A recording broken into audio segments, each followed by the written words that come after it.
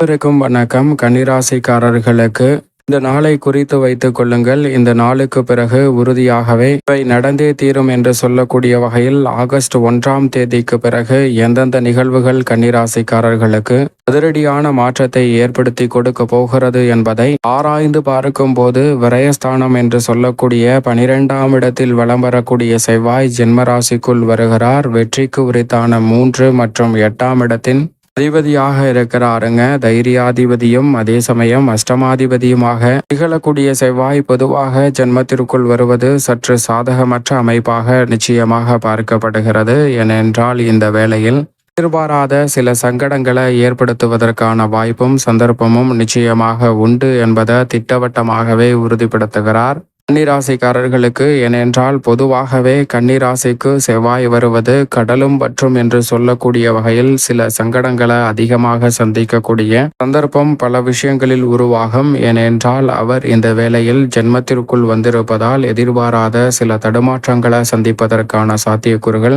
நிச்சயமாக உண்டு. எனவே இந்த தருணத்தில் எந்த ஒரு பணியை மேற்கொண்டாலும் அதிக கவனத்துடனும் விழிப்புணர்வுடனும் மேற்கொள்ள வேண்டிய ஒரு தருணமாக தான் உறுதியாகவே அமைய போகிறது கன்னிராசிக்காரர்களுக்கு.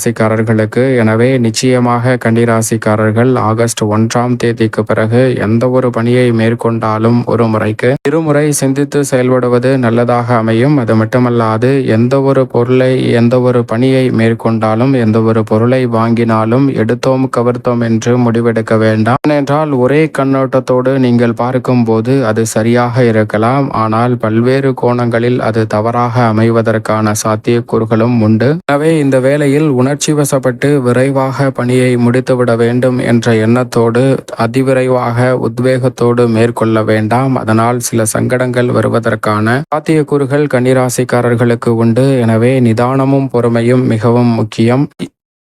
எந்த காரணத்தை முன்னிட்டும் மற்றவர்களுடன் தேவையற்ற வாக்குவாதங்களில் ஈடுபடுவதை தவிர்த்திடுங்க. இந்த தருணத்தில் தேவையற்ற வாக்குவாதங்களால் மன வருத்தம் வருவதற்கான சூழல்தான் கிடைக்கும். எனவே ஜென்மத்திற்குள் வந்திருக்கக்கூடிய இந்த வேளையில் கொடுக்கல் வாங்கல் போன்றவற்றிலும் கூடுதல் கவனத்துடன் இருக்க வேண்டும். இல்லை என்றால் ஏமாற்றத்தை சந்திப்பதற்கான சூழல் உருவாகலாம். ஏமாற்றம் இல்லாமல் இருக்க வேண்டும் என்றால் உறுதியாகவே இந்த வேளையில் கன்னிராசிக்காரர்கள் கொடுக்கல் வாங்கலில் அதிக கவனத்துடன் இருப்பது நல்லது. சொத்துக்கள் பிரச்சனை மற்றும் எதிர்பாராத குடும்ப ரீதியான உறவுகளுக்கிடையே சில பிரச்சனைகள் வரக்கூடும். ஆனால் அவை அனைத்தையும் சுமூகமாக எதிர்கொள்ளக்கூடிய வலுவான ஆற்றலை ஏற்படுத்தி கொடுக்கிறார். அது மட்டுமல்லாது விரயத்தை விட்டு விலகியதால் நிச்சயமாக விரய செலவுகள் குறைவதோடு முதலீடுகளை அதிகரிப்பதற்கான வாய்ப்பும் சந்தர்ப்பமும் நிச்சயமாக கிடைக்க இருக்கிறது. அதே சமயம் சக பணியாளர்கள் மேலதிகாரிகள் என அனைவருடனும் சற்று வளைந்து கொடுத்து செல்வது எதிர்கால நலனை சிறப்பானதாக மாற்றி கொடுக்கும் என்பதில் சந்தேகமே இல்லை. உத்தியோகம் மற்றும்